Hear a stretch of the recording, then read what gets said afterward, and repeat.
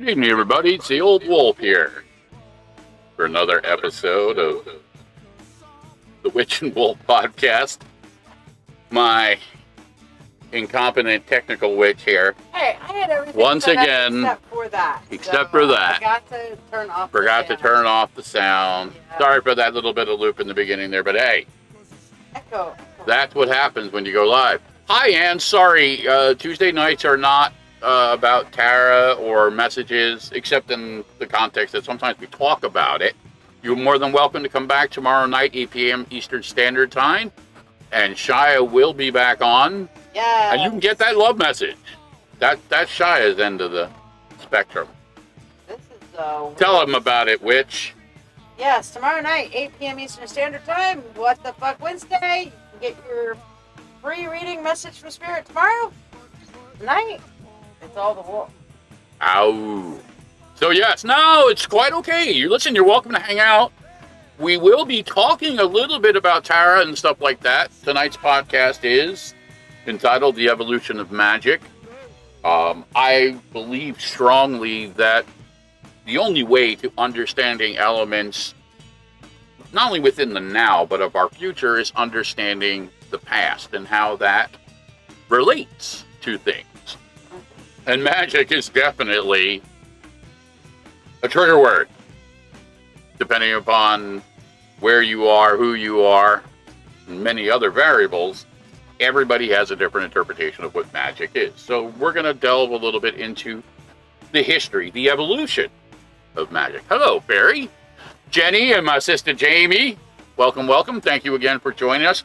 As always, again, this is a free podcast. We ask that you like and subscribe, if at all possible. Obviously, it helps us out, but beyond that, please feel free to hang out. We do tend to do a bit of open discussion. It does go into some interesting things sometimes. Michelle, nope. She is not free reading tonight. That will be tomorrow, Wednesday night, 8 p.m. Wow, you're a popular witch. Podcast time. Yes. See, the witch is sitting next to me. I'm here. I'm just riding shotgun.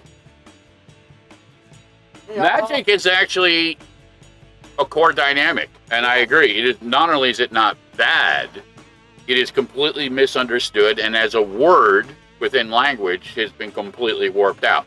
And it is one of the things that I will be getting into. So to whatever degree, I always like to say, take what you need, leave the rest behind. We'll do a little bit of music.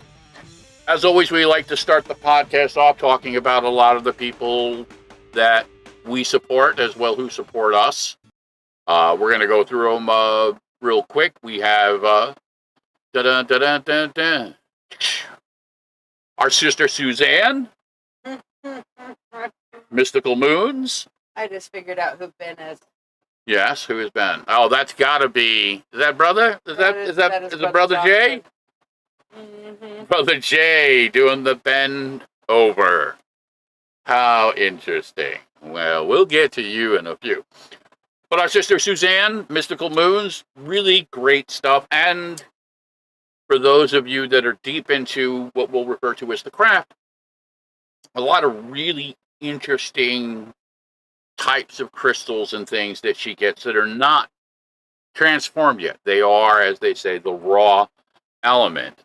So definitely check her out on the facebook.com/mysticalmoonslive, or you can check her out at www.mysticalmoons.com. Mention myself or the witch and get your 25% off your first order. That's pretty significant. Yes, it absolutely is. And within, a similar vein, our sisters Bobby and Sherry with Moonbeams. Again, a lot of really powerful stuff. She's creating me an anti-pain bracelet that she's sending over to me.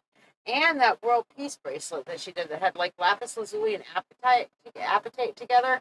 Oh my God, I'm so excited. And let me tell you, you should definitely check the two of them out. Not only from the dynamic, obviously, of Moonbeams, from, just if you're into any of that type of stuff, be it bracelets or necklaces or any number of, elements for ritualistic type of stuff, regardless of what, particular flavor you're looking at. But they're also incredibly active within what we'll call the scene. They're doing a witch's ball in October. Yeah. Really, really wild. I mean, I hope, listen, I'm not going to lie. I hope that Shiya and I are out there in Texas for this. So if anybody who could get into the Texas area in October, definitely check them out on Facebook and Instagram, Moonbeams. If you can't get in touch with them, get in touch with the witch, and she'll get you in touch with them. Yes. But a lot of really, really cool stuff. We also have our sister, Ashley Hart, with Heart's Creations, Dream Catchers with Intention. And that isn't just a slogan. Let me tell you again. If you believe anything within the dynamic of magic, of dreams, she definitely is in tune with that element. We have many of her dream catchers. They really do work from many different angles. They're not just about catching dreams. They can filter, they can amplify, they can cleanse, they can do all kinds of things. But she does it with her magic and with her heart. One of her custom pieces will be auctioned off at this year's Arts for Autism event, which I'll talk about in a little while. But definitely check her out. Facebook.com/Hearts Creations, and that's Hearts, Harts, Dream Catchers with Intention. And as always, my brother, Tattoo Tony Rodriguez. Oh, I'm so excited. Yes. We're going to see him this weekend. She's going to see him this weekend. Shiya's getting her tattoo finished. Yay! Tattoo Tony, obviously, of the Under My Skin tattoo shop in Atlantic Highlands, New Jersey. A award-winning tattoo shop from a world-renowned tattoo artist. And I'm not just saying that because he's my brother and my friend. The guy knows his shit, and he's been doing it for years, and he is a staple of the Central Jersey scene, and within many other communities, the rock community, the wrestling community. He's not just a one-dimensional guy. He's also the founder and proprietor of the Papo Sticker Company, www.papostickercompany.com. Basically, he can turn any imagery into anything that you could imagine, be it a t-shirt, a hoodie, a scarf, a wallet, a coffee mug. You want to make your own custom candles, Tony can make them. Pretty much anything you could imagine, from car decals to bumper stickers. The mind, really. Your imagination is the only thing that limits it. So definitely check him out. And he's also the bassist and, I guess you could call the heart and soul of a band my son and I played with originally back in the day when we lived down there, Broken Past. You can check them out, www.brokenpastnewjersey.com. And that's brokenpastnj.com. I've played them here before. I will continue to play them out here. They'll also be at this year's Arts for Autism event. Going to be a lot of great bands. There's going to be wrestling, personalities. The Rat's going to be out there. But that's September 17th, 2022. The Under My Skin for Life Foundation presents the Arts for Autism. Been doing it for many, many years. A lot of bands, myself, The Pocket Full of Wolves, Tony, Broken Pass, Spawn Ranch, Legion, Solos Forges, The Knuckleheads, Mark Mayer, Elliot Meyer, Blue Red Roses, and another band that's not on this flyer, so we have to get the updated flyer on this one. Exit Strategy will also be at this event. And the 501st is And the 501st will be, so, a lot of stuff, going on. And every year, you never know who's going to show up at these things. Tony and myself and others. Absolutely, brother Chris Miller. I have not even seen that, but definitely reach out to me offline, and I will get it into the next podcast and get it onto the website stuff. Stan Greaves, for those of you who don't know, Chris Miller, somebody that I know in real life, godfather to the monkey, a friend of ours, was hit by a drunk driver this weekend down in New Jersey and was seriously injured.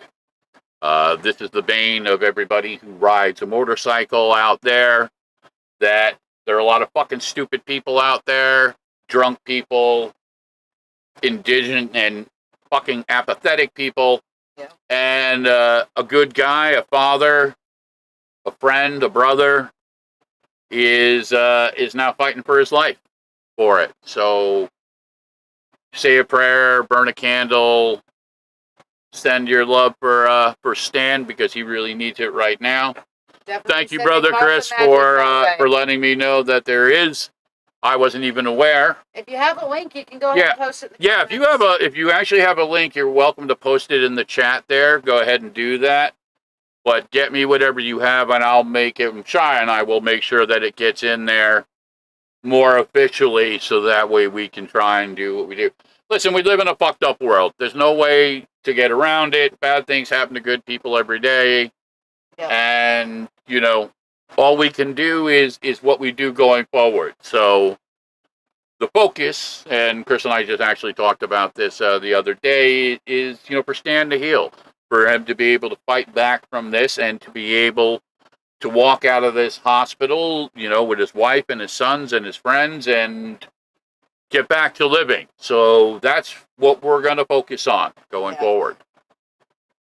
So yeah, the Arts for Autism event, Brother Chris Miller will be there. So if you want to meet the man behind the legend, come on out, September 17th. Tattoos on his body. Yeah, over 100 tattoos. This guy's a walking fucking billboard. But it's some great work too. Lot of really good artists. A lot of really interesting stories. He'll tell you the stories behind pretty much every one of those fucking tattoos if you give him a chance. So, just saying. Danger, Will Robinson. Danger. No, listen, there's some really good, there's some good stories. I mean, there's some what we'll call Chris Miller humor. I love Miller stories. Them. I do. Absolutely. I mean, he tells some good stories. He's a great storyteller, and he has lots of stories to tell about everything. And I like it. He's entertaining. Indeed. He entertains me. Listen, I've known him for a long time. He's a great guy. So yeah, bend over so we can blow more smoke up your ass, man. We know how you like that. There you go. And by the way, he's also with a witch. Yeah. So I'm just saying. This is me drinking non-alcoholic Dos Equis doing that meme. Real men eat witches. Just saying. Oh, I love it. That's great. Yeah. Just one of the many meme creations that will be coming out of the old wolf factory of insanity. Listen, it's a great defense, as I like to say, against the dark arts, and we'll be doing that next week. That's next week's podcast. Yeah. So I don't want to give too much away. You know, we got to set the stage. You know. Well, there's an actual next week promo. Yeah. Oh, there's a next week promo. Okay. Well. Where do I see? Should be up at the top. Should be up at the top. In the promos. By the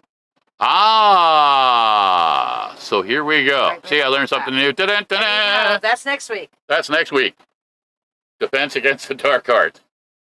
As the witch says, an interactive discussion about protecting ourselves from the negative and angsty energies in the world around us right now. Yeah, because people are shitheads at the moment. People are fucking... People are always shitheads, but they're extra shitheady right now. Listen, and there's a lot of good... You know, I mean, again, sometimes the best defense, again, we have is how we choose to frame it. But again, that's next week. Yeah, I just posted something the other day. It's like, you know, here we're 4 months away from 2023. I'm still processing 2019, dude. Oh, well, that's a you problem. That's not a me problem. That was somebody else's. Oh no, I'm so done with those years. That just like we're just gonna file them fucking away. We can play them back on VHS, you know, 10, 15 years down the road. You know, we'll all laugh at it and be like an old episode of All in the Family. We won't understand the context anymore because it's just so outdated. But we'll laugh. Yes. And so, we'll have our stories about how horrible it was to go uphill both ways in the snow. Barefoot. From 2019 and before. While wearing a thong made of COVID. There you go. Yes. Disease. The gift that keeps on giving. Oh, dear. You know what I mean? Hey. Obviously, we've all been bad boys and girls, because this is a whole lot fucking worse than coal. I'd take the coal, personally. But, again, that's a story for another time. So, yeah. part of what we're doing, and this will be, the expansion going forward, is what we're referring to now as the wolf pack. Basically, much of the format has been about the interactive dynamics of what's going on around us, happening to us. What are we thinking? What are we feeling? So with that being said, I really wanted to kind of open the door to share that dynamic with people, because a lot of times we feel that we're not being heard, or the things that matter to us that we see, nobody else sees, nobody wants to talk about. And much of that, can be framed within the strange and obscure stories and experiences. But even within the dynamics of the things that we don't understand per se, that we want to understand. As Peter Griffin says, maybe it's something that grinds your gears. I don't know. The point is, we want to know. And the only way for that to happen is to let us know. So I'm putting it out there. Anything that you have, again, within reason, I will have to some degrees, play editor and chief of staff. That's why they have to email you. Right. But you got to email me. Okay? You can email me at wolf@oldwolfmusic.com. It doesn't get any easier. Now, the witch set this up just to make life simpler. Wolf@oldwolfmusic.com. Yes. There is an oldwolfmusic.com now with some stuff in there. Yes. Yes, thank to the witch for her time, patience, and magic. Well, no, listen. You're the big design behind it. No, but you still did the weaving of the spell work. I just did a thing. You just did a thing. I know. You're just, blah, blah, blah. But do go check it out. It's really cool. Links to the Wolf's music. The only way you have to do it. No, it's all good, brother. I will make sure to get it in there. Unfortunately, I can't cross that over now because we are actually in it. But yes, I will make it a point. It will be in the stuff going forward, and we'll put it on our other stuff as well too, because that's an important thing. It is in its purest definition. Being here, strength in numbers. Again, if we don't take care of each other, who the fuck is going to do it? You know what I mean? And I can tell you personally, again, Chris has known him longer than me. I met him through Chris. Mm-hmm. But he's a good guy. He's a good father.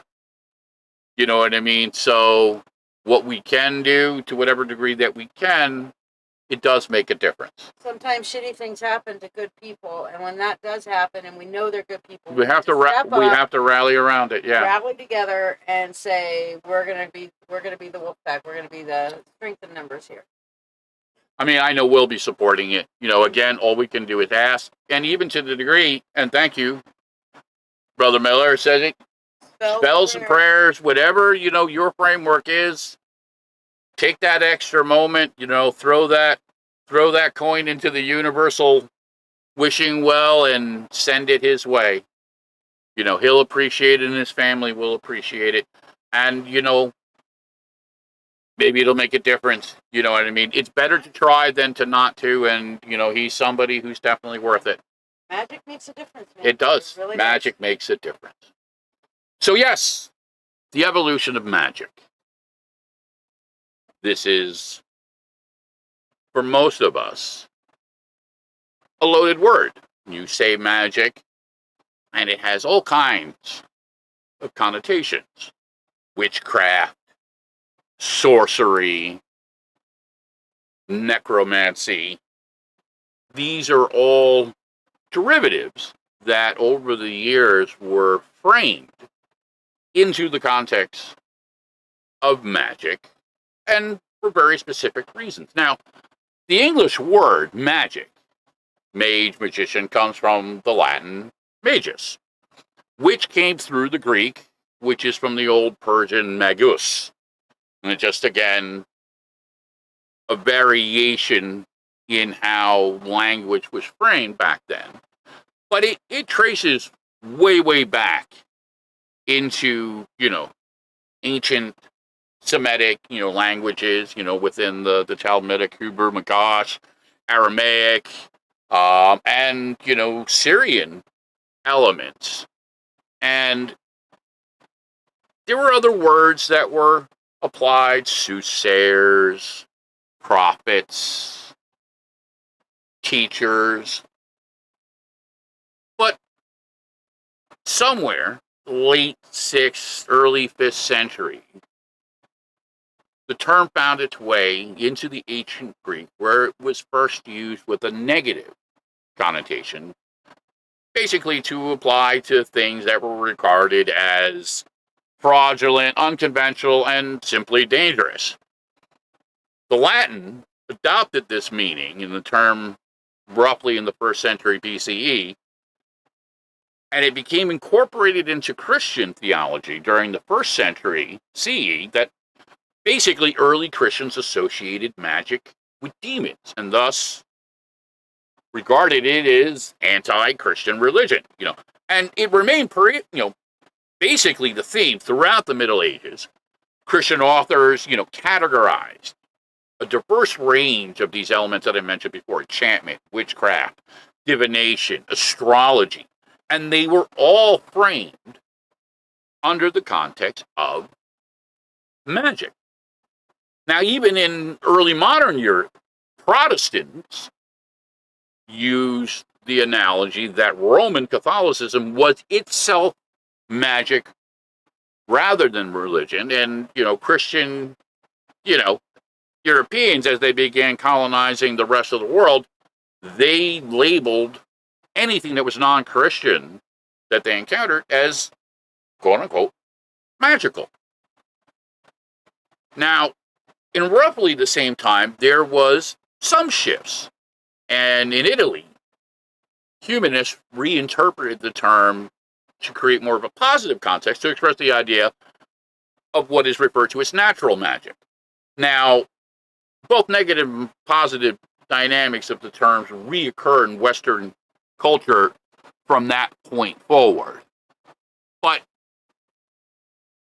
magic, again, for the most part, has always been portrayed as the opposite to science. Okay? That basically one could not exist within the framework of the other, and that was specifically because the frame root of religion.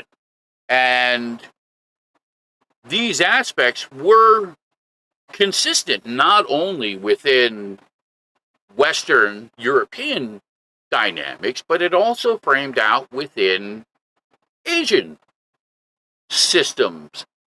Japanese had some very specific dynamics, again, within their interpretation of it.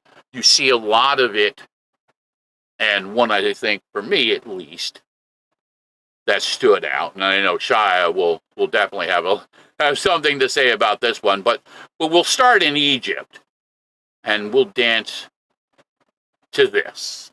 So why don't you tell us, again, your interpretation. Hecatate's not Egypt. But this is really where the interpretation comes out of. The Egyptian version of Hecate would actually be Isis, which would be the moon goddess, the goddess of death and resurrection and stuff like that. But Hecate is most often considered the witch's goddess, and she is many times confused with the triple moon goddess, which would be the maiden, mother, crone, which are simply aspects of a woman's journey through life. Starts as a maiden, becomes a mother, ends up as a crone, kind of thing, which we see reflected in the triple moon, waning, full, and waxing, or actually waxing, full, and waning. Hecate, though, actually is a triple-faced goddess, and her origins can be traced back as far as, I think, ancient Sumer, and some of her origins there. Correct. But these were variations on the interpretive dynamic that she was the face of magic. Yeah. At least within the relative terms. She is known as the witch's goddess. Right, the witch's goddess and witchcraft. 3 faces, one of which is very calm and nurturing and caring and loving.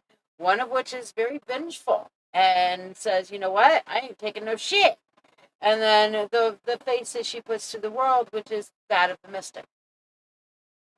And again, the interpretive dynamics passed along in the incarnations, if you will, as we move forward through time, as certain dynamics were adopted from civilization, from culture, and then obviously to different degrees within the influences of Christianity, many of these dynamics were framed within the darker, more negative aspect of demons, of death. And even within this imagery, you can see that there is a darker framework. There's still the other elements, but all of this has been, as they say, conditioned within a long-term process that started way before Christ was even born, within any real framework of Christianity. Now, we've seen and we know historically, that you have things like the Lamashtu plot, which is basically a demonic type ritualistic element, okay? And these dynamics eventually carry forward, and you can see here within your classic tarot deck. Tarot deck, right? Yes. The Magician. Now, again,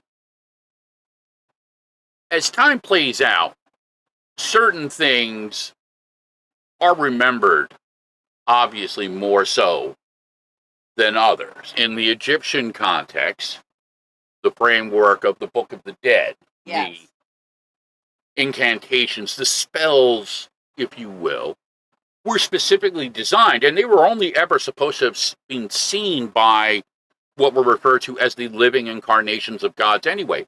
But this was considered sacred text. It was not to be seen by the uninitiated. Very true, too. But more specifically, was to be used by them to traverse, to be able to live now in the afterlife. Yeah, part of the Egyptian lore is, of course, your soul is met in the afterlife and weighed on a scale and up against the feather, and Mott decides whether or not you manage to make it to the Elysian Fields, kind of sort of thing. I'm going into Greek analogy there, but the eternal fields. But they all really carried from each other. The true analogy is that these dynamics all influenced, overlapped. Some took more liberally, and some were just blatant and outright in the redefining of elements that had been there for centuries before. What's interesting is if you're looking at the Egyptian Book of the Dead versus the Buddhist texts of how to usher the soul forward, they're very similar in their nature. Yes, very much. And there's no coincidence, I believe, in that. Now, as we move forward in time and we jump a little bit, because the real conditioning dynamic, I believe, from my research, and a lot of other academics believe this, is you start to see framing towards the 13th, 14th centuries.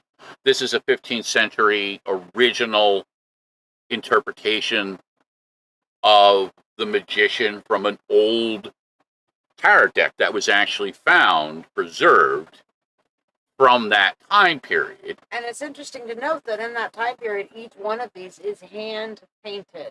Correct. It represented the dynamic of ritual in their creation. But the real change started to happen in the late 1500s into the early 1600s.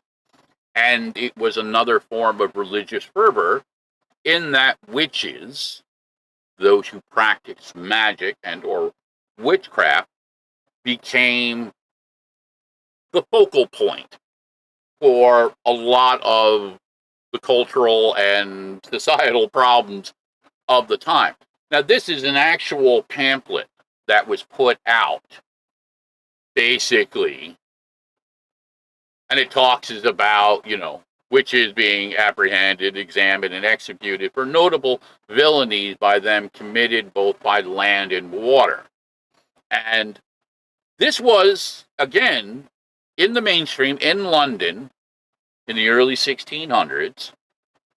And it basically depicts, how you basically can figure out if a woman was a witch. And obviously, what is most known when you talk to people about witchcraft and witches, burning times. They remember the burnings, the Salem witch trials. This the type of imagery is exactly what started the whole "we hate witches" and let's burn them. And where did that come out of? The Maledictus Malefictorium. Mm-hmm. The time period you were just mentioning. But and it specifically, was the Catholic Church. Ah, thank you. No coincidence. Again, for centuries now, the Catholic Church had basically created the boogeyman in conditioning within its teachings, within its practice, that anything that was outside of the religious dogma, aka didn't matter if it was science, but anything was basically relegated as magic, as witchcraft, as sorcery, as heresy. So that conditioning spread throughout Europe, and it carried over into, our Western culture here within the framework of, modern Catholicism, Christianity within the United States. Really, if you want to get down to the exact root of where the demonization of the pagan gods and goddesses and witchcraft and magic and all that really comes from, is we've got Emperor Constantine to blame for that. He did form the Council of Nicene. That's where the original creed for the Catholic Church came from. That's where they actually officially started persecuting pagan religions. It was an old war. Listen, it was an accepted, tried and true combat philosophy. It was a war tactic. No. And basically, when you conquered an area, you had to either kill or recondition the populace in order to control them, in order to maintain said status. So the church adopted that, and we see this again documented historically within the aspects of the Crusades and the Spanish Inquisition, and too many other examples to really keep track of. But the basic framework, the basic context was, and in their minds, I'm sure, because if you look at the writings, their documented element was to bring peace, to bring Christ, to bring love to the unwashed, to those, who needed to be saved. So for a lot, I'm sure, and even still today, the framework is they thought that they were doing something good. And unfortunately, and this is kind of where the segue now happens, this type of conditioning on such a large scale that is reinforced generationally now becomes accepted. It becomes normal. It becomes now conditioned. Yep. So within that context, as we move through time, certain words now have specific meanings. They bring to image, they create an energy, if you will. So when you say witchcraft and witchery and sorcery and magic, most people are conditioned to react a particular way. Very much. And this is the first core dynamic within the evolution of magic, is that it is a word that encompasses so many different elements of things that it's really a catch-all. And it's a way of taking everything that doesn't fit or is not convenient into a box. And it's a box you're not supposed to touch. And it's a box you get in trouble if you fuck with. Okay? So that perspective, okay, now becomes the first element that we have to really get around to be able to actually understand what really is magic. Now, one of the first people, or at least from a popular context, to really shift that dynamic, okay,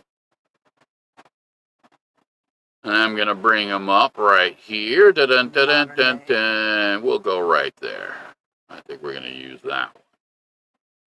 I mean, it's interesting to note that before all of that, magic was considered regular, natural, everybody could access it. And then the church took it over and said, many cultures, you look at Native American, you look within Asian, many other cultures outside of the scope of Christianity didn't even really use the framework of the word. They were shamans, they were healers, they were... You would ask for the blessing of your god. And priestesses and priests, right, within the framework of their understanding, right, alchemists.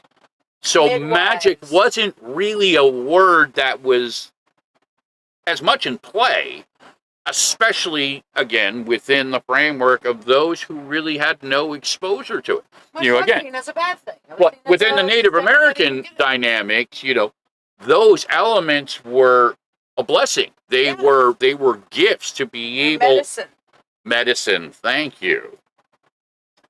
So those of you who don't know who this imagery is, this is from a guy that has gained some notoriety over the years, and also, and rightfully so, some darker dynamics.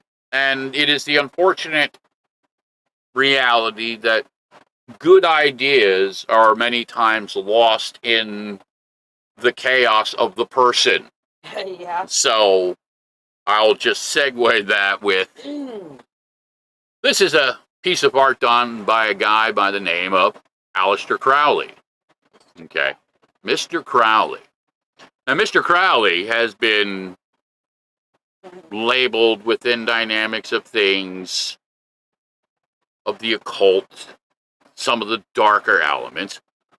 But all he really was a guy who didn't accept a lot of the standards of the time, the late 1800s, early 1900s. Historians, biographers really kind of look at him more now as a kind of more of a new religious movement character, kind of a modern paganism. And he was really more framed in the dynamic of, what's in it for me? You know what I mean? But within the dynamic, what Crowley did do is he did set the stage to challenge the old dynamics of what magic really was. And really, for all intents and purposes, as mentioned before, for at least 2,000 years, magic was framed against the backdrop of religion within a negative context. And it was, again, anti-science, anti-religion. Crowley simply said that magic, science, and religion are all part of the same system. That these words are just words that, for whatever reason, have been chosen to be used, that we've been told to use, but that they didn't really apply. So he traveled across the world. He went to Asia. He studied dynamics like Hindu yoga, Buddhism, scientific naturalism, many different elements within Western aspects, ceremonial magic, the Tarot, the Kabbalah, all of it. And he created kind of a framework, I guess you could say. Now, again, this is not getting into the other deviant elements of him as a person. This was, again, purely based on the earlier years before, he really kind of just drank his own fucking Kool-Aid. But that, especially within aspects of religions like Christianity, Islam, Buddhism, all of them, that they had the common framework that I've mentioned that tied them together. Now, a simpler way of translating this, and I've said this many times before, is that what was once considered magic 100, 200 years ago is now science, technology. We use it freely and daily. We don't question it. We don't challenge it. We don't ask where those Wi-Fi signals come from, except in the context that, well, we have a phone, and there's a tower over there, and then there's a tower somewhere over there. And somewhere between us and the towers and whoever that we're fucking talking to or texting to, that this works. And it does. Yeah. But within the conceptual dynamic, it wasn't that long ago that these concepts were so completely alien and so completely against the conditioned dynamic that it would have been considered magic. It would have been considered heresy, witchcraft, and therefore dark, bad, evil. Okay? This was the bane, and it's very well documented with, characters like Galileo and Divinity and others who challenged Socrates, who thought outside the box and threatened the established norm and really took a lot of heat and, in many ways were derailed by the powers that be for introducing, again, what our children now learn in the first grade, that we have a sun and planets that rotate around it. You know what I mean? So again, how dare you say in the terms of human lifespan, it really hasn't been that long since we kind of really flipped the switch and started really taking conceptual elements, the Star Trek communicator, which is really the framework for every cell phone in the world now, and making it reality, manifesting it through magic. I think it's also important to note that in Crowley's time and in his environment in Europe, England, and all that, witchcraft was still on the books as illegal. Yes. Any kind of magic or witchcraft or practicing of divination was all officially illegal, against the law. And that was actually still on the books up until about a decade ago. And it is telling. And again, using Crowley's own words, Crowley referred to the process of searching and discovery of one's true will to be what he called the great work, or the attaining of knowledge and conversation of the holy guardian angel. Even he used references within the religious exposure. And a lot of it, again, was driven by the social dynamics of the time. People were experimenting. They were uncomfortable with the rigid restrictions within certain things. And while some would say, well, it's anarchist, but it was more libertarian, really. It was just, he saw people as just part of a wider social organism. Now, the objective existence of magic, as Crowley referred to it, or how he spelled it within magic, M-A-G-I-C-K, defined as the science and art of causing change to occur in conformity with will, which, and again, in a simpler translation, is manifestation. Yes. It is manifestation. Okay. Laws of attraction, the secret. Well, again, call it. They're varying levels. Now, again, it is a bridge between religion and science. And he wrote a lot about that, and not to dismiss one, but to try and reinforce the positive dynamics towards science and the scientific method. And, he wrote extensively, urged people, magicians, quote unquote, to keep detailed records of their experiments. The more scientific the record is, the better. And a lot of that influence, again, you can see within the turning of the century, within the expansion of technology. So there's really, it isn't a coincidence that you have in this time period somebody like him kind of really just shaking the shit out of the established dynamic, but also the incredible technological industrial expansion. I was just about to mention that happened within this time period as well. So, again, Also during that time period was the rise of Egyptology. That was at the point to where they were a lot of people were starting to do excavations in Egypt. People were fascinated Yes, with the and he was one of ritual. them that went out there Yep. specifically to study those dynamics. This was also the time of the Penny Dreadfuls when they were coming out. Penny Dreadfuls being short kind of horror stories or mystical stories. There was also a massive change happening within medical science at that time. And I think Mary Shelley's Frankenstein was coming out around this time period as well. Yeah, there were a lot of things that were shifting. This was really, again, the height of the Industrial Revolution. Yeah, so a lot of people had a lot of questions, and to be able to access the mystical arts as well as kind of curiosity, to satiate our scientific curiosity as a combined element, which I loved Crowley for initially, that he wanted to combine that magic and science together, which I firmly believe magic and science belong again, together. when you get away from the dynamics, and again, to a lot of degrees because of what he represented, yes, of course, he got demonized. But listen, if we're going to be honest and have an honest conversation, a lot of that was his own doing. Yeah. And I'll get to that. But Crowley's words, the greatest aim of the magician or the witch was to merge with a higher power connected to the well springs of the universe. And it didn't really matter to define, that power. Sometimes it was God, the one, sometimes a goddess. It could be a holy guardian angel, higher self.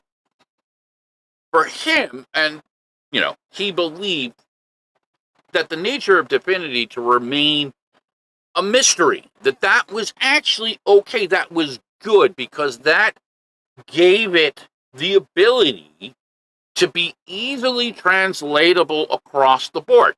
Obviously, again, one of the dynamics that had prevented humanity from being able to turn this corner were the obvious divisions that were framed within religion. And let's be honest, if we look at history, religion has been the driving dynamic for most of the bloodshed across all time. Yeah. So, again, and that's not to point the finger and say, hey, this is, this God or that God's fault. I'm just saying religion in general. And it's not, again, anything more than how people take that and manipulate it. Now, again, Amy. Yeah. Curiosity question. If Christianity is what you to put yourself will aside, embrace God's will, how does that differ from magic? It doesn't. I would actually postulate that the putting yourself aside and embracing God's will actually came when Christianity went mainstream and Christianity became then weaponized as a political tool to rule the masses. Before that, it was about working in harmony with God, with the divine, to, actually free you rather than to enslave you. And some of it is semantical because it really is about the context. In one, you have a very set and narrow framework. Christianity says, do this, don't do that. Anything outside the box, you go to hell. Mm-hmm. Magic, at least in my opinion, my perspective, is based on a much more open, much more freer, if you will, almost dynamic that isn't set with all these unrealistic restrictions. And as Shiya said, you have to look at the source. You have to look at the messenger. You know what I mean? And that's not to say, well, what did Jesus mean? This has nothing to do with Jesus. This has to do with the people who took the words, the ideas, the faith, if you will, and twisted it for their own purposes. The framework of the church was a man-created concept. Even by the words of the Old Testament and the New, they weren't into the whole church thing. They thought that was actually a distraction from the connection between each of us and divinity. But there really is, in its simplest translation, really no difference, because they're just, again, words to put on the face of that which we don't understand. one of the deepest mysteries that Crowley definitely tried to reveal in his teachings initially, before he went down that rabbit hole that you're going to talk about in a bit. Oh, yeah. Was that all gods are one, that the divine They just all wear is different all faces. connected. Right. So to specifically answer your question, Amy, about how does embracing and submitting to God's will versus magic work, this is simply saying I am paying attention to the universe and its plan and the divine's plan for me. However, I am also taking responsibility to use my own will, drive, motivation, manifestation to create that which I want to manifest in my life or that around me. It is really, and my experience is personally, and just from my research, it was really a catch against the whole concept of free will, because the whole structure of the church and Christianity, especially in its early years and its evolution, was completely and utterly based on the framework of converting, of getting people to buy into the narrative. So free will was okay as long as your free will was framed within the context of what the church said your free will should be. Free will, obviously, contradicts that whole dynamic. So yeah, it's hard when you really look at it to get your head around it. The obvious answer and the simplest answer was that you had people controlling larger groups of people by their interpretation, their weaponization of the dynamics. And those dynamics are all based on core elements, no coincidence, of empathy, through fear, through other dynamics of piety and morality versus, you know what I mean, what you want versus what you can have. One of the best manuals for what you call weaponized empathy that's out there was also written in around the 15th century, 16th century, I believe, which was Machiavelli's The Prince. That is an entire manual for princes, principalities, people who are in charge, how to use fear and love to control the populace. And religion is heavily featured within that. Yeah, I mean, social science has proven and has taught us that these dynamics have been used since the beginning of time. There are many different translations of it. You could call it military tactics. You could call it philosophy. You could call it any number of things, but they do all work from the same baseline in that people react to certain variables, be it stimuli, be it real, we're going to throw you on the rack, or imagine the visual, Dante's Inferno, an eternal lake of burning fire, or any number of analogies through any cultures. You know, the Japanese had some really ugly shit. Indian, Hindu lores also, you know, are really ugly in the dynamics of what happens the if caste system, if you go off the fucking reservation. Kali will get you. Right, and you can see that, you know, Brother Jonathan, you know, hits it. You know, Jews didn't even believe, you know, the Messiah would die for their sins, nor did they believe in hell. And to this day, they still don't. Right. You know what I mean? So we can sit there and say that, oh, Christianity has been the big controlling factor as far as religion. But if you go back to the Druids, you were just mentioning some of the Japanese every every civilization has done it. The Egyptians did it. Okay, you look at the Old Testament, the Jews left Egypt because Egypt was just basically grinding their bones into fucking dust, and they had enough of it, so they took what they needed and they made it into their own. So the Aztecs did it, you know. Every organized religion. This is how the human condition, unfortunately, works. Now, the problem that ultimately really became the defining context for Aleister Crowley was sexuality. And he recognized and understood the dynamics of energy. Energy being a universal constant, but also an incredibly wide spectrum. And sexuality, at least for humans, is incredibly powerful. And it cuts both ways. Yeah. So when you frame in the dynamics of what was now becoming a more open framework, not only in behavior, but just within everything around in the world, technology, you know what I mean? Things like, movies and radio, electric lights, all this new stuff just kind of opened the floodgates. Long story short, Crowley became so enamored of himself and used sexuality to the degree that he just descended into his own debauchery. He actually, again, went to the degree that he treated sex as a sacrament. Right. And used the consumption of sexual fluids to be interpreted as a Eucharist of such. This was referred to as often manifest as the cakes of light.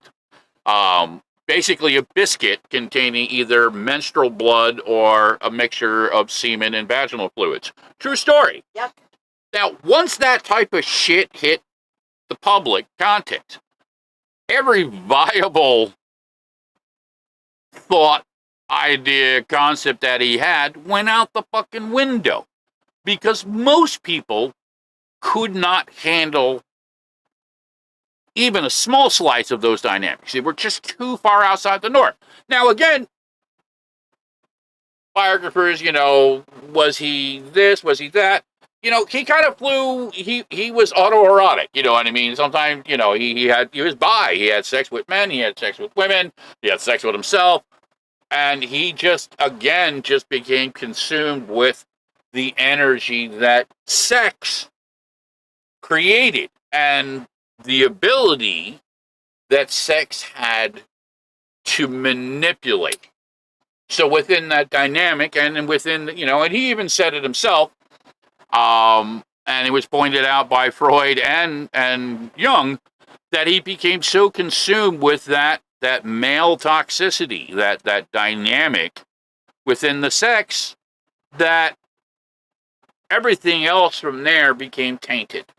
Yeah. So the aspects that were viable within his interpretations became lost in the mix. Now, in fairness, also, again, every religion everywhere, every organized or established religion everywhere has had some kind of a sexual context, either where sex is sacred, sex is divine, or sex is taboo.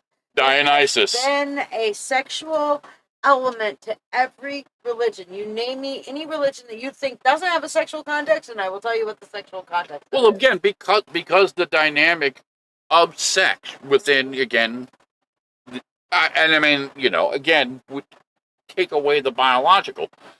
The emotional dynamic, the energy, the feeling is so powerful. We know that there are dynamics biochemically that happen within it, but it is such a powerful dynamic that it, like a lot of things, gets misinterpreted into other things. Yep. So this now became a framework of his magic. Mm-hmm. And while you can make a case to certain degrees, it is not the framework, it is not the foundation, and it is not anywhere near as significant. And obviously, within the dynamic of, well, let's just take a look at what happened. Yeah, it didn't end really well. He basically became destitute and kind of floated around from here to there, and basically his health went to shit and he died pretty shittily. You know what I mean? Pretty much. Now, again, it takes time sometimes to be able to look back and pull, as I say, take what you need, leave the rest behind. The elements, the stuff that he really set the stage for, that actually made sense, that actually bridged some of those dynamics that had been historically, since the beginning of time, really kind of sectioned off. Yep. Magic, science, and religion. Now, that evolution, again, is framed behind the dynamic of how we are conditioned to respond, how certain words have certain elements associated with them. So, in that process, the hardest thing that we always have to contend with is that conditioning. Yep. Because it's repeated patterns of things. You see it, you breathe it, you go through it, through so many different things that, as Amy had said, how do you get your head around it? Well, one of the things that Crowley really hit upon is that you don't need to get your head around it. You have to just start with the open-minded dynamic that, okay, I don't understand this. That at least allows you to take the first step in being able to find your way, or again, using Amy's analogy, to get your head around it to a degree that it works for you. And it's very subjective because everybody sees things, interprets things differently, just as definitions, a word, magic, a word, spelling. This I love your take on that. Why don't you give us our? Well, I mean, again, I love that. A spell is a framework, a somatic vocal element within the word spelling, and within at least modern English, the two words are really reflected because, to many degrees, vocalization is, by its very nature, manifestation. Here we are again, full circle back around to that whole inner core dynamic, free will. We have this dynamic in front of us. Some of us can tap into it more than others. Others are learning, you know what I mean? Some use it for bad, some use it for good. We've taken those dynamics and we've translated the magic into more practical words that are easier to accept, like technology. And technology is one of the new replacement dynamics to separate the things that are no longer magic, the things that we can actually get our heads around, like cell phones and airplanes. Yeah. And KY jelly and any number of analogies of things that weren't here 200 years ago. So we have new words now to frame around. So we can get our head around technology. Oh, I know what technology is. Technology is computers. Technology is electric cars. Technology is this.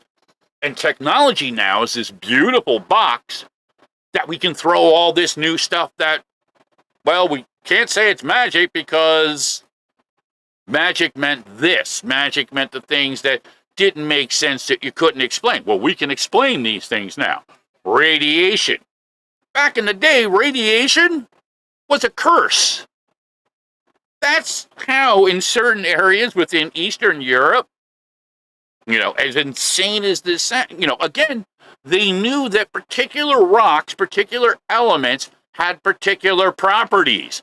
And a piece of radioactive isotope left in somebody's bed, say, or chipped away and put into their food would be considered witchcraft, but it was just radiation poisoning. We understand that now. Just as many types of natural toxins within insects, plants, mold, fungi, we now understand science, and here's another word, biology. We understand now the dynamics of how certain things operate. We understand. We have words like chemistry, sulfur. Speaking of chemistry, we can talk about topaz, specifically the stone topaz. Please do. Topaz was once known as the anti-depression stone. If you held and played with that topaz, it would help you with your depression on a literal, tangible sense. And nobody knew why for the longest time. And why would that be? Would that happen to be a word beginning with L? It would happen to be a word beginning with L. Topaz was most often found surrounded by lithium deposits. Right. Okay, same thing with for my friends in Texas, Mineral Wells, Texas. Was founded, and people found that the hot springs there in Mineral Wells were extremely beneficial to health.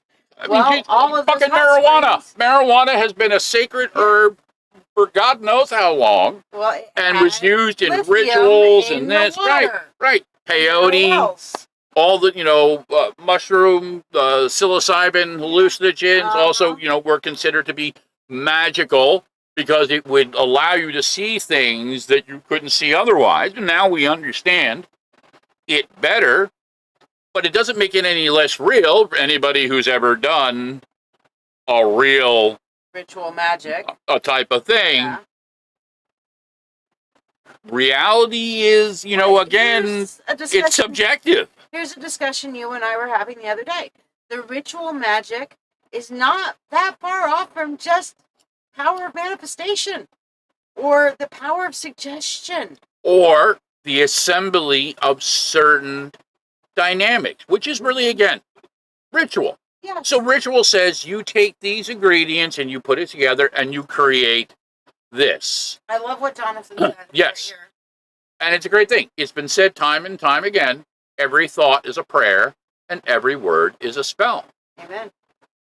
Yeah, listen, DMT's made atheists believe in God. It's made men change their sexuality. Listen, I don't doubt it, but that really just reinforces the point.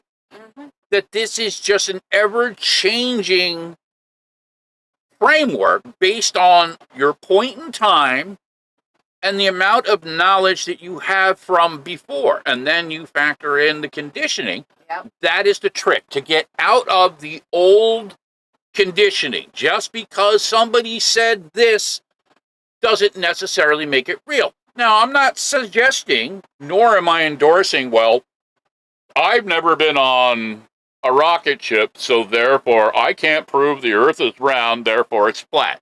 No, okay? You don't get to play it that way, okay? There are certain things, obviously, that are a little bit outside the box, so you can make a case for it. Yeah. Like UFOs or Bigfoot. Or, Kim Kardashian's really transgender and was named Bob. Oh, did I say that out loud? Oh, I'm sorry. We're not supposed to talk about those things out here. Anyway, I digress. This is how magic evolves. You can change your sex. If that isn't magic, I don't know what the fuck is. But it's our perception of what the word magic actually means. So we apply it. Here, there. Well, we'll put it in there. Harry Potter, Leviosa. You know what I mean? But, you know what I mean? When we make a stupid fucking mistake, okay, and then we're like, oh, that bitch cursed me. She used some dark magic on me. When it's really our own fucking stupidity? No, I'm sorry. Say, when you're looking to see, am I cursed? Well, first you got to check yourself before you wreck yourself. Right. And that's not to say that there aren't legitimate dynamics. Right. But the simple rule, okay, again, context. The details matter. Yeah. Every situation will vary from person to person to person. Okay?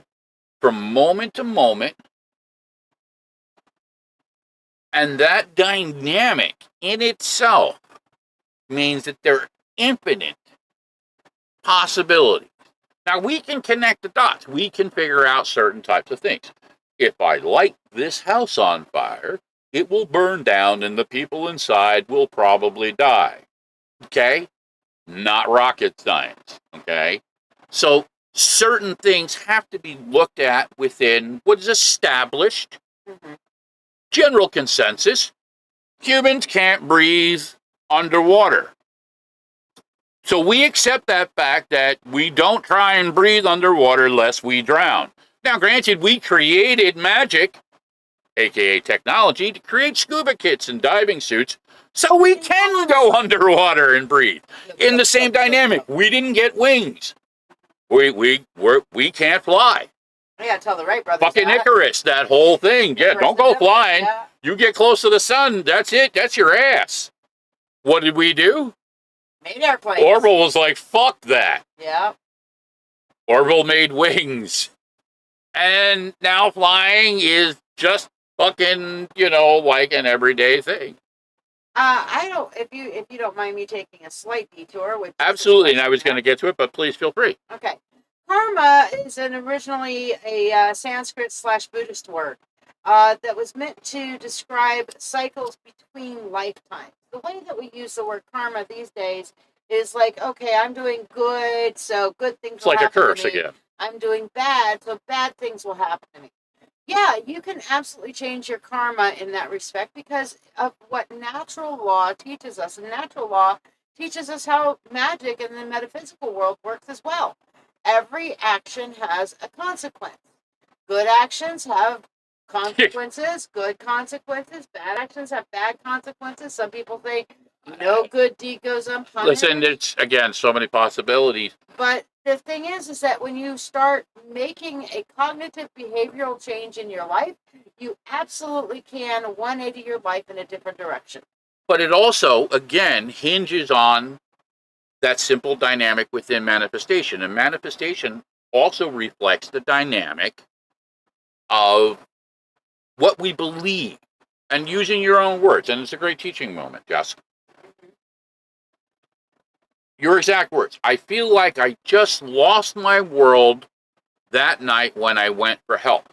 So therein lies what we'll call your fault line. That night, that moment, that experience, that trauma, whatever word you want to put on it, okay, now has left a mark, okay? It has what we call a side effect, ramification, cause and effect, collateral damage. Again, any number of words that you want to put on it, they all apply. But the simple truth of it is that aspect now has set the stage, and that what ties the feeling of the karma. Because more times than not, and I mean 90% of the fucking time, it's us. We take that dynamic, that experience, okay, and very similar to what Jonathan's saying, to some degree, karma is memory. We have that dynamic element, that bad energy, and now it's left a mark on us. So we interpret it into a degree, say, of karma, of guilt. Again, any number of potential side effects. So the best way to frame this out is that imagine you're in a car and you're driving. And you're going on this journey, let's just call it the road to perdition for a while. And you're driving, and the longer you're driving, the closer you're getting to a bad point. And at some point you realize, holy shit, I'm driving to a bad point. I want to go to a good point instead. So you're like, okay, let me get my map out, reprogram my GPS, turn this car around, and go a different direction. It's going to take you time to go from wherever you stopped, turn that car around, and you're going to have to backtrack a while and go a different way to get to a new destination. You're literally changing destinations. But again, it all begins with the simple dynamic of changing the framework of how we look at certain things, how we perceive it. To not look at karma as like this type of, entity that attaches itself to us. Punishing entity. Karma is not unlike our shadow. It's reflective of us. Yes. Okay?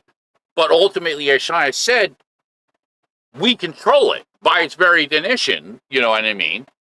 It's reflective of the dynamic. Now, that doesn't mean, and this is the paradox of life, certain things have ramifications. They have consequences.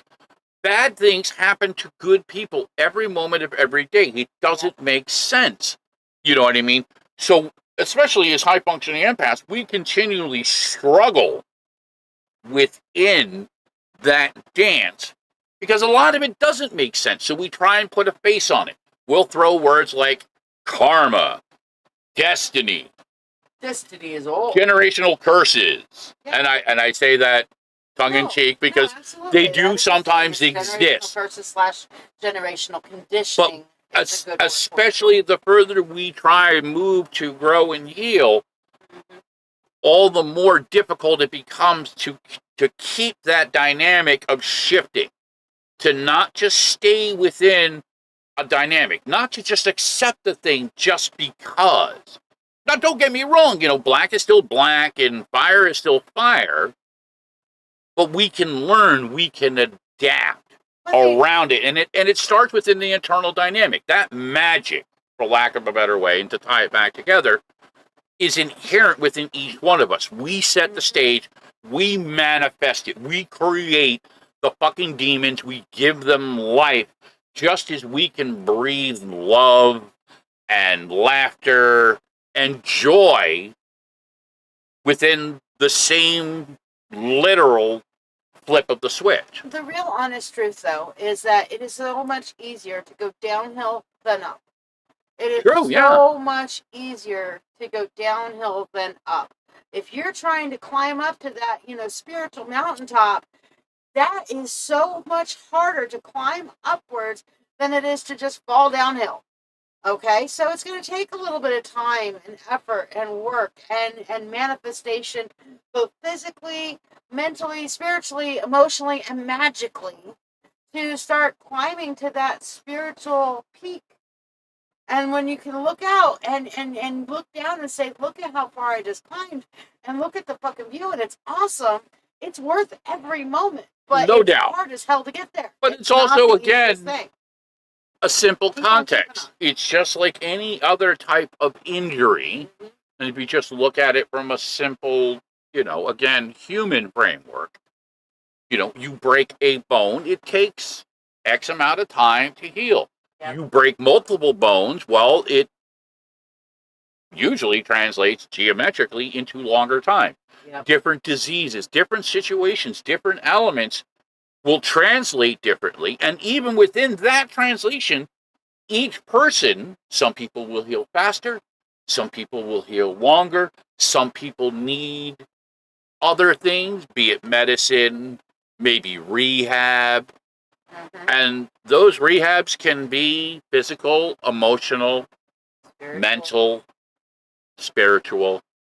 So again, there's a wide spectrum of dynamics that could and can and will be in play depending upon the individual. Again, I would humbly suggest, and my advice and what I teach always, don't make so much out of it. It's not that there's so much work to go. It's just a process. And that process will play out as long as you do your part in the moment, you're good. Yeah. Okay? Now, the two dynamics that go with that obviously have to be honesty and humility. You have to be willing to do your part, and then you have to own the dynamics. But part of that process is, and how we learn, is by fucking up. If we never fucked up, we would never learn. Yeah. So, again, that perspective shift, instead of looking at the negative as, oh, God, that fucking sucked. Take something, find something positive in it. Well, that I didn't really enjoy stepping in that dog shit, but I just went to the store and I found the best pair of sneakers ever to replace them. You find the silver lining, if you will, or you manifest it, you create it. I do it all the time with humor. I use humor to take a shitty situation and be like, I'm going to make a pizza out of it. And yeah, you may not initially want to eat a shit pizza, but it's better than the steaming pile that it originally was. I'm going to spice it up with some homemade sauce. I'm going to get some real mozzarella I'm going to throw on it. I'm going to get, some girls with big titties to serve it to you. You know what I mean? I'm going to go all out. I'm going to push the common denominators. I'm going to do the dick and the fart jokes. Suzanne's going to come out and we're going to do some beaver asshole dancing type of thing.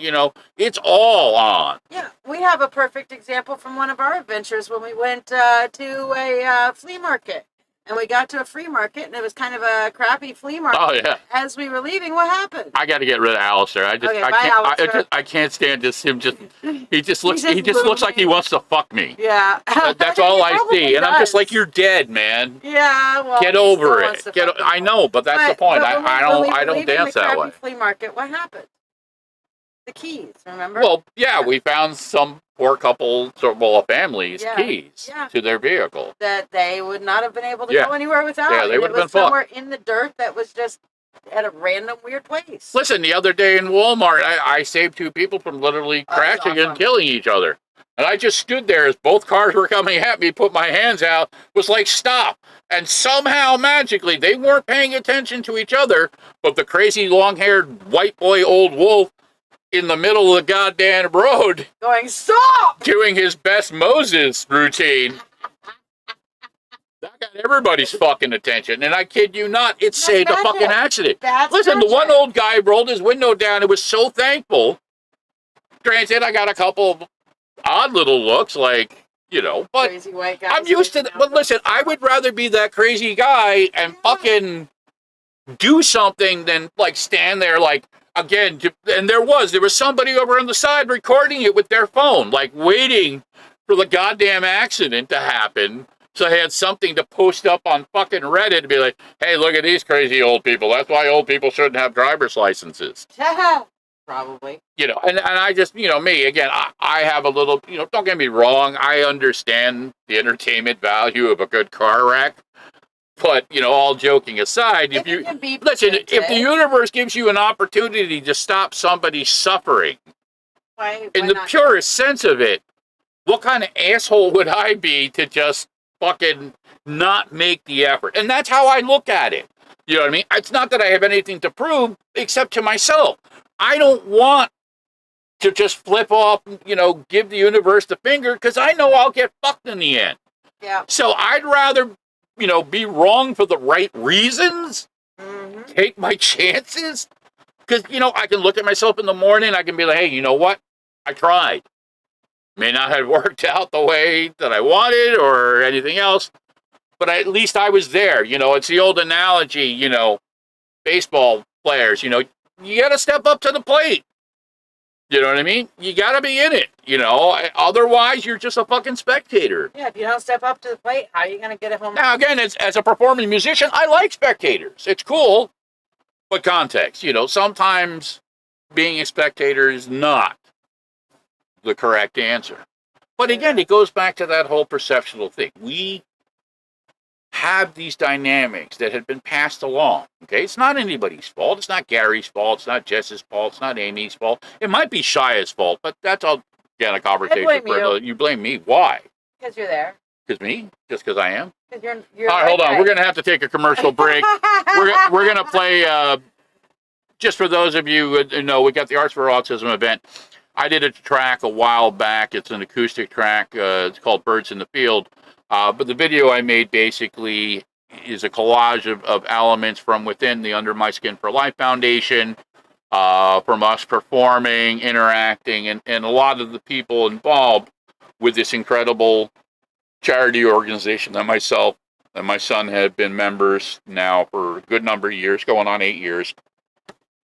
So while I kick the witch's ass, we're going to go to Birds in the Field, and then I'm probably going to like it. I don't know. I might like it. We're going to find out. We may not be back as quickly as I believe, so enjoy that for a couple of minutes, and we'll just see what the fuck happens.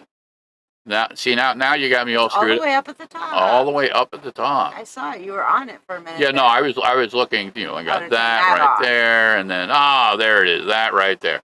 All right, so we're going to do it. We'll be right back.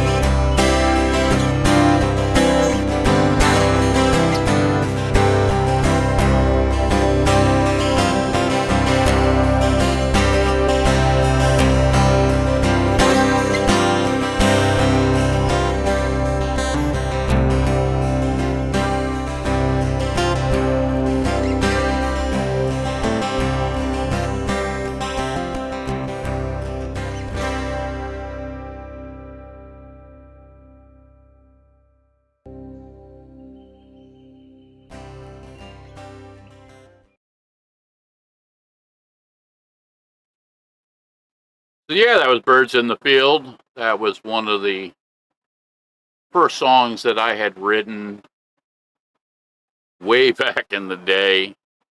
I did a podcast about this. Just one of the earlier podcasts. Basically, the framework of the song I just recorded on an old iPhone, the crack of fucking dawn, Chris Miller's backyard. Yeah, that's how that song was born. And it evolved, and, again, the collage of images, which just, my experiences over several years within the Under My Skin for Life Foundation. And again, the Under My Skin for Life Foundation presents September 17, 2022, Arts for Autism. We got Gene Snitsky, we got Samu Anoy, Jose Hernandez Jr., we got The Rat, we got live wrestling. Okay, we got the Knuckleheads, we got Mark Meyer, Elliot Mayer, Solus Borges, Blue Red Roses, Spawn Ranch, Broken Paths, Legion, Exit Strategy. Oh, and yeah, I'll be performing. The Indigo Monkey will be performing with me. Pocket Full of Wolves. Pocket Full of Wolves. Yes. And the secret that's only for our followers, if you show up, Shiya will give you a hug. Well, that's between you and them. Yeah, that's the secret. It's for our followers. If they show up and come up and say, "Hey, I want my hug," I give them a hug. You listen. You got to be the witch that you are. I'm not going to deny you any of that. Well, considering how we segued out into your video, I think our dear listeners deserve an update. The update is, yes, I did enjoy it. Yes, the wolf won, and he's getting a steak dinner as my appreciation for it. See, that's how you rock it. Okay. So I'm going to go cook ribeyes here in a few minutes. Yes. We wolves need our fucking meat. That's right. But speaking of that, you too could be a wolf. Join the fucking wolf pack. Listen, really, again, I can't stress this enough. I don't care how fucking strange or obscure or to whatever degree. Now, listen, again, sometimes just dynamically, and, again, we'll use an analogy like, Jess. You know what I mean? Sometimes people will just throw something out and then we'll have a conversation about it live. You know what I mean? Which is totally fine. But also to the degree sometimes, certain things require a deeper dive. So, send it. Okay? It's real easy. wolf@oldwolfmusic.com. Shoot me an email. You know what I mean? And there are a couple different ways. Listen, I am totally cool and I have the technology. You want to come on the podcast? You want to tell the fucking story? Have at it. Really, I'd love to be able to share that dynamic with people. It's a great experience. It's incredibly therapeutic to be able to just talk, to vent, to communicate, to express what we're feeling, what we're thinking, and, to different degrees how that applies. Now, I do a lot of different things, obviously, within the podcast, because I do a lot of different things. I do music. I do volunteer work. I do tarot. I do counseling. I teach. I sing. I laugh. I cry. I eat meat. I eat witches. Oh, yeah. Oh, very yes, well. I do. But it isn't just about me. A lot of these dynamics, obviously, are based on my interactions with other people. AKA, you can't eat an imaginary witch. You got to have a real one, okay? So, certain things require interaction. Just saying. Now, that doesn't mean it has to get weird, but, hey, listen, the world we live in is fucking weird. You know what I mean? And magic. Magic is what we choose to define it. There is magic in laughter. There's magic in love. There's magic in sex. But there's also darker elements, and, there are elements where, again, we're going to be honest, yeah, it isn't really all that it's cracked up to be. In any particular context, within any dynamic that you're talking about, you can take something, anything, and you can make it into a negative. And be like, well, what about a Twinkie? Twinkies are, try, you eat 1,000,000 of them in 3 hours, you'll probably fucking die. It's all about context. I mean, hell, there's a whole movie about a guy in search for Twinkies. Well, but that was all in the framework of a zombie apocalypse. Now, don't be taking Tallahassee's name in vain, all right? You know what? Get the fuck out of here and cook me a steak, goddammit. Okay. Bye, all. See you later. I love you. Thank you so very much. See how you are. She really is a great cook. I tell you, I don't like much of the Texas dynamic, but let me tell you, this girl can cook a fucking steak. Meat. She can cook some fucking meat, man. Hey, witches know what to do with meat. And Brother John, I am ignoring the Jesus crossed the road. It's just too easy. It's just too easy, man. Yeah, I don't have a problem with Jesus. I actually like Jesus. I feel bad that he gets a bad rap. Too many false prophets and assholes have taken everything so far out of fucking context that, we got Father Flanagan fucking little boys. One of the things I was going to do tonight, and since we got a couple of minutes, I will touch base. One of the interesting things that I was looking at when I was doing some of my research was going over the old Roman ritual for exorcism. And it really is an interesting dynamic.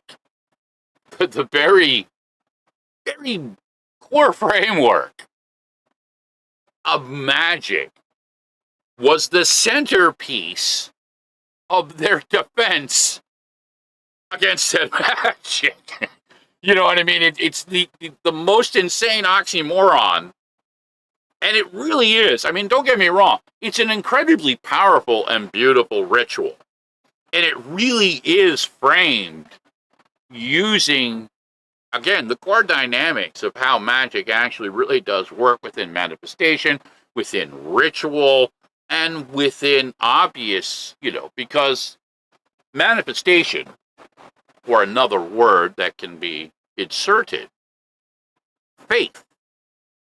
And the tenet, obviously, within the dynamic of Christianity is that faith. So again, this evolution is really reflective of how words, language, spelling, no pun intended, has changed, has adapted throughout the ages. And again, if you live within Eastern cultures, there's a lot of variation within, obviously, the teachings of Islam, or within the teachings of Confucius, or any number of analogies. But you will still see that, again, that common framework of manifestation, the power of belief, the superimposition of the established, the accepted, and replacing it with something different, something, and let's really be blunt about it, that we don't and can't, by its very nature, control. And that does go to a lot of the dynamic of why. Fear is a powerful energy, and fear can be used in multiple ways. It can be used to inspire, but again, more times than not, it is used to manipulate, to create doubt, disconnect, even.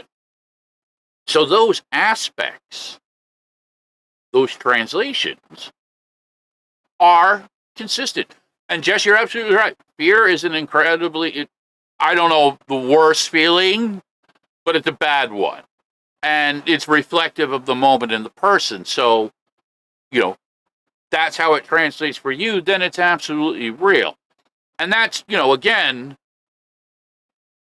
part of shifting that dynamic of how we look at things.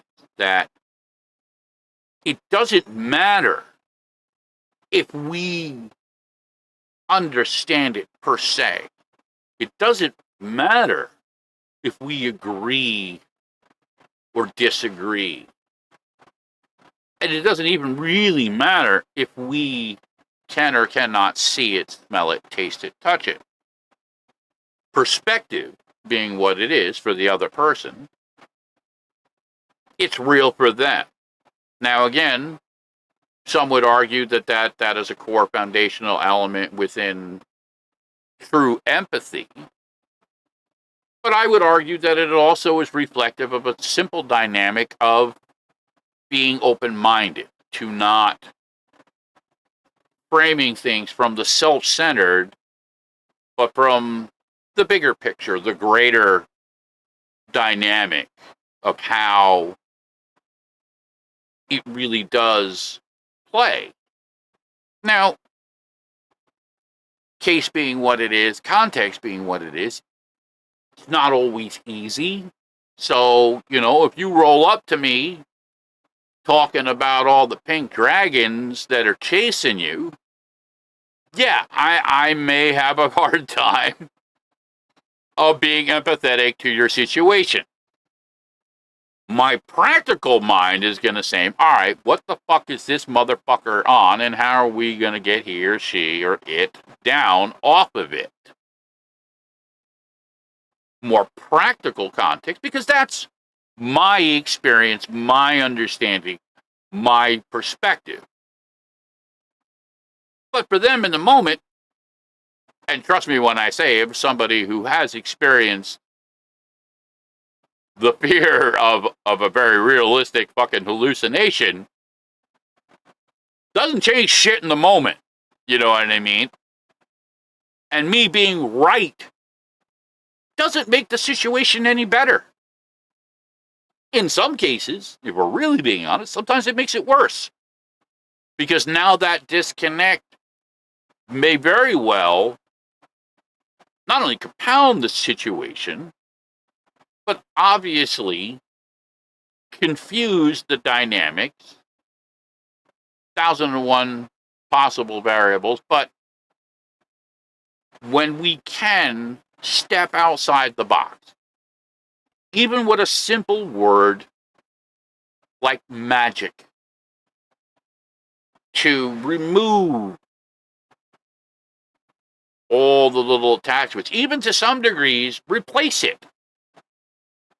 You can substitute technology, science, very easily into these dynamics because, let's be honest, there are many, many, many, many levels of what is established science that I don't really understand well enough to say that I have any true grasp of. Quantum physics, I have a basic understanding of, string theory and, some of the dynamics that are into play. But if I'm going to be honest, it's so fucking deep. Yeah, it's not my forte. And I don't want to ever be so arrogant to believe, well, just because I don't understand a thing, you see where I'm going? Doesn't make it any less real, doesn't make it any less viable, especially in the framework of how it may apply. I'm sure back in the day, people didn't understand the concept of penicillin.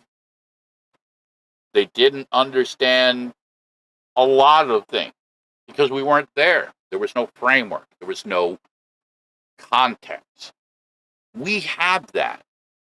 And not only do we have that, we really have the power, the magic, again, to use the word that I said, not just to you. So, hey, to change things, to change not only ourselves, but even the small little dynamics of the world around us. And each one of them, where they may be minimal, they may be insignificant, they do add up. It changes the dynamic of the conditioning. There's an old saying, you know what I mean? You lead by example. Words don't always cut it. But actions, especially when those actions are reinforced over time, can and do shift the balance. It does change things. And it's tough, again, when you look at some of the overwhelming elements of things, because, it's real easy to be like, well, we'll all manifest and make the planet heal itself. Yeah, not going to be that simple. But we can manifest the element of self-responsibility in that, you know what? I'm going to separate the goddamn cans from the rest of the garbage. That I'm not going to just throw shit out the window of my car. Or any number of simple little analogies. I'm going to buy products made from hemp or recycled paper. Just a couple of basic, simple, easy analogies. And again, just on a couple just very simple environmental aspects. You could apply that to any number of things. Any number of things. Doesn't have to be environmental per se. It could be, again, in how we take care of ourselves. It'd be like, you know what? Instead of eating 5 Big Macs a week, I'm going to have 1 Big Mac a week, and I'm going to eat some fucking radishes. Nobody else is really probably going to know or care, but you're doing yourself a courtesy. You're doing the people around you who actually care about you a courtesy by taking care of yourself. That's real. That's practical. That, again, when reinforced over time, changes the dynamic, changes the context, and then it sets the stage. That means that almost anything, when you really think about it, and we have to choose to want to think about it, we have to want to evolve as well. Because isn't it really, again, what it's all about? If we were happy, if we were content, we wouldn't look for these things. We wouldn't constantly be, searching and doing this and doing that. If it were all so perfect and easy, we wouldn't have any of these dynamics. But the truth is, it's not. So we have to use the tools that we have. We have to create better tools. We have to expand our understanding. And again, the first stage of that process of evolution is throwing out the old dynamics, okay? And it doesn't mean you got to throw everything out. You just have to throw out the things that either hold you back or worse, try and drag you down. And they tend to be very subtle. They tend to be reflective in things within an aspect of, say, of tolerance, behavioral elements. Well, when I was that age, we would never... guess what? It's all relevant to context. Doesn't mean, again, that they're right and you're wrong, but they're in their moment just as you are in yours. So even in that simple analogy, you can take an energy, an emotional dynamic, and reapply it. We can change the subtleties of how we look at things, be it sexuality, be it race, be it within the elements of science, or even, dare I say, within the elements of politics, within the dynamics of rhetoric versus reality, or even, again, within the framework of the common thing. We all breathe air. We all bleed. We all eat. We all shit. So it doesn't matter that it's not everything. It doesn't have to be. It is, again, the simple act of making the effort. It's not going to be perfect. It's not meant to be perfect. Again, that's how we learn. We have to make mistakes. We have to fall down to recognize, to learn, to adapt. But we also have to step outside the comfort zone. And that's where that first level, again, that I've been referring to in changing how we perceive the dynamics, even the simple dynamics of words, of what they really mean. Where do they come from? Why do they have the connotations? Why do certain words make us see, think, feel, smell? You know what I mean? They trigger responses because it's what is conditioned. That's how we operate. Repeated dynamics of patterns condition us to look, to think, to react, to act, or not react. Because ultimately, when that choice is removed, that is really the ultimate control mechanism. And again, not to just throw it up all in religion, we see it in all different aspects of our lives.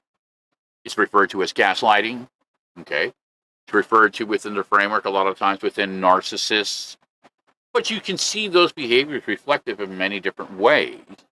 But it's a control dynamic, and it's a control dynamic that's reinforced within elements of fear, elements of confusion, elements of the different variations within our self-esteem, within the dynamics, again, of simply what we understand and what we don't.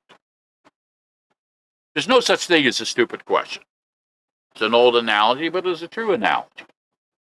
Just because it doesn't make sense again to us, or just because, well, I knew that 30, you know what? Everybody's journey is a little bit different. Everybody's process is different. Some people can build rocket ships. Some of us write songs. Doesn't mean either is worth more or less than the other. They have their place within the overall weave, the overall dynamic of everything that is. Somebody somewhere had to figure out how to make all this shit work. And then somebody had to figure out how to be able to broadcast it so we could all sit around and laugh and scream and cry. Pick your poison. Again, infinite ways that you can apply it. You can take it. And even, using one of my other analogies, take what you need, leave the rest behind. It doesn't have to apply to everything. It doesn't mean that everything you know has to go out the fucking window. But if I could finalize this with one simple thought. If, and again, if these dynamics can make your life, your world, your experience, your journey better, common sense would suggest it's worth it. And again, if by that very simple step, the realization that a lot of us have found to be true is that most of this stuff is put out there to keep you from being everything that you can be, to live your life to the fullest, because it's not conducive for the other people who have other plans for you, that want this or want that or need this or need that, or whatever the analogy may be. Okay? The Jordache Jean Company doesn't give a shit, really, about how you look. They want your fucking money. So they're going to define it with this beautiful ass to say, you know what? Your ass will look like that too, as long as you spend $150 and buy our fucking jeans. Guess what? It's bullshit. It's just another layer of the control dynamic. They want something from you, so they're going to create the illusion to weaponize that emotional dynamic. Oh my God, I need my ass to look good or else I'm not going to be attractive. Boom, boom. Conditioning now becomes reinforced, and now we have a culture that is basically driven based on illusion, based off of dynamics that have no real tangible weight It doesn't create anything, doesn't do anything. Talk to the guys in Wall Street about that. Oh, they'll give you a song and dance about, capitalism at its finest. But if we're going to be really honest, they're all just gamblers. They take your money and they bet amongst each other about how this, that, or the other thing is going to play out. And some get lucky and make money, and some don't and lose your fucking 401k. That's what it is. They don't create anything.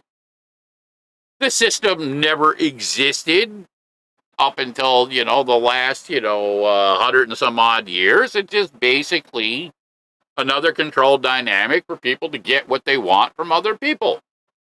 Again, 1,001 analogies and examples, but that dynamic, that ability for people to do that requires us to buy into the old dynamics, to stay complacent within those control mechanisms, the lies. And again, I'm not saying, hey, go full out Batman and just take shit into your own hands. But take the first step. Understand that the evolution of all of this is tied together. These are not just static, isolated things floating out in the fucking vacuum of space.